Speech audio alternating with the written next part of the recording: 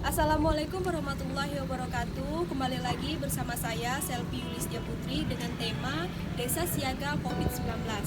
Pada kali ini saya akan bersosialisasi kepada masyarakat, tepatnya di Desa Titian Kuala, Kecamatan Selimbang, Kabupaten Kapuas Hulu, dengan tujuan untuk menanyakan kepada masyarakat setempat mengenai kesiapan masyarakat setempat dalam pencegahan COVID-19. Baiklah, sekarang saya sudah bersama salah satu warga desa Titian Kuala. Halo Ibu, apa kabar? Alhamdulillah sehat. Bu, perkenalkan, nama saya Selvi Yulistia Putri. Saya dari mahasiswi Universitas Muhammadiyah Pontianak, Prodi Kesehatan Masyarakat. Di sini saya akan menanyai mengenai kesiapan desa Titian Kuala dalam pencegahan COVID-19. Sebelumnya saya ingin bertanya, siapa nama Ibu? Salma.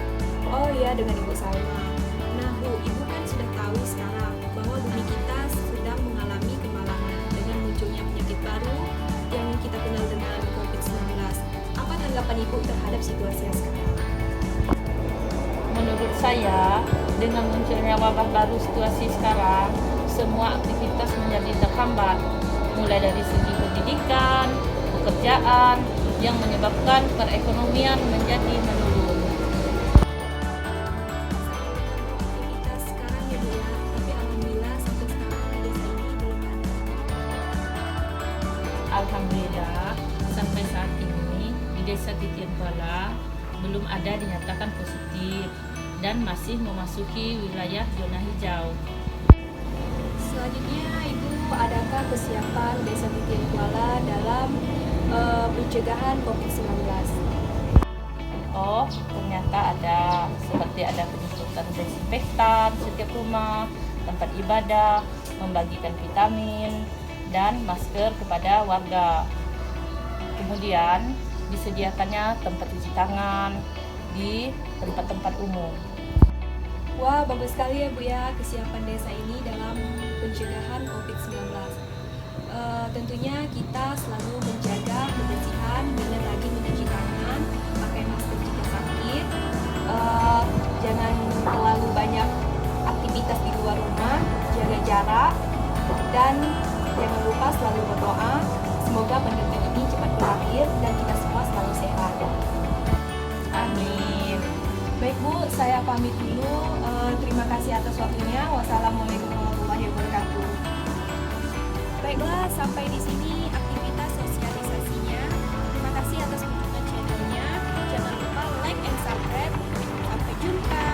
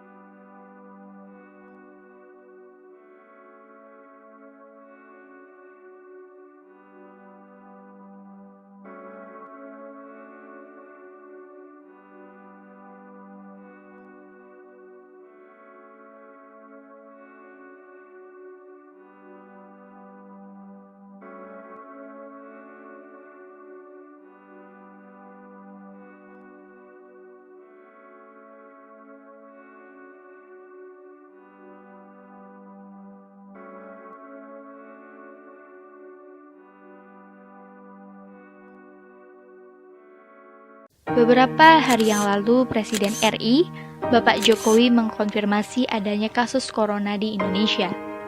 Lalu sebenarnya apa itu virus corona?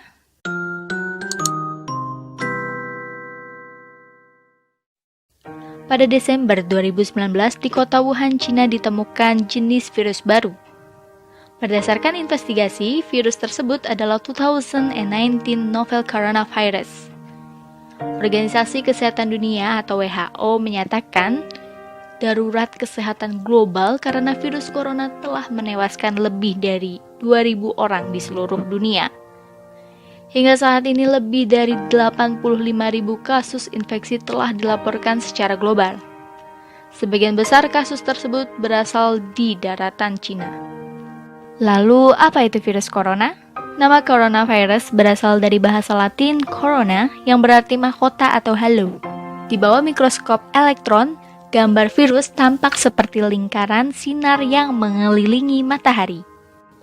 Menurut WHO, coronavirus atau COV adalah keluarga besar virus yang menyebabkan penyakit mulai dari flu biasa hingga penyakit yang lebih parah seperti Middle East Respiratory Syndrome atau sindrom pernafasan Timur Tengah disebut MERS-CoV yang terjadi di Arab Saudi pada tahun 2012 dan juga Severe Acute Respiratory Syndrome atau sindrom pernafasan akut disebut SARS-CoV yang terjadi di Cina pada tahun 2003.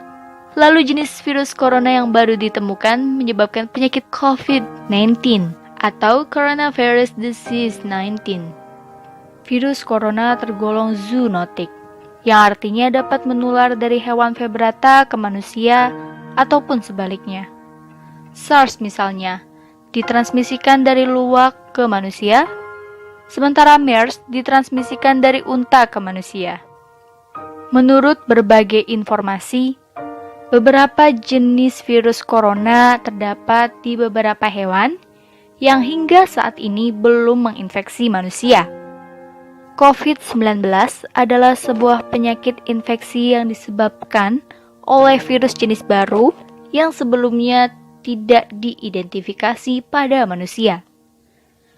Virus dan penyakit baru ini tidak diketahui sebelum akhirnya mewabah di Wuhan, Cina pada Desember 2019.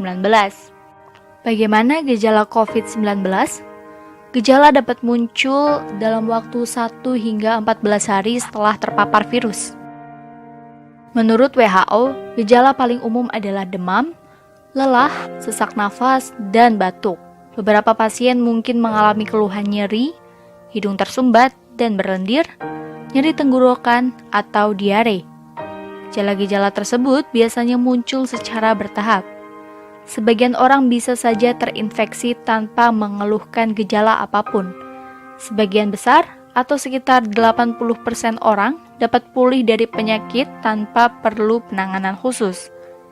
Sekitar 1 dari 6 orang yang terdiagnosis COVID-19 dapat mengalami sakit parah dan kesulitan bernafas. Orang dengan usia lanjut, dan orang-orang dengan riwayat penyakit seperti darah tinggi, jantung, atau diabetes mempunyai risiko lebih besar untuk mengalami keluhan yang serius. Dalam kasus parah, dapat terjadi pneumonia atau penyakit menyerang paru-paru, serta kegagalan organ tubuh hingga kematian. Jika kamu memiliki keluhan tersebut dan baru saja kembali dari Cina, atau daerah lain yang positif terinfeksi, segera periksakan ke dokter. Lalu, bagaimana penularan COVID-19? Penularan dapat terjadi melalui droplet atau sebagian kecil dari air liur yang ditularkan dari seseorang yang terinfeksi ketika batuk atau bersin. Hingga saat ini masih dilakukan penelitian tentang cara penularan lain dari COVID-19. Apa yang bisa kita lakukan untuk melindungi diri dan mencegah penularan? Hingga saat ini belum ditemukan vaksin untuk mencegah penularan. Cara paling baik untuk mencegah infeksinya adalah dengan menghindari paparan virus tersebut. Hal-hal yang bisa kamu lakukan diantaranya, yang pertama, hindari berpergian ke daerah yang telah positif terinfeksi virus COVID-19.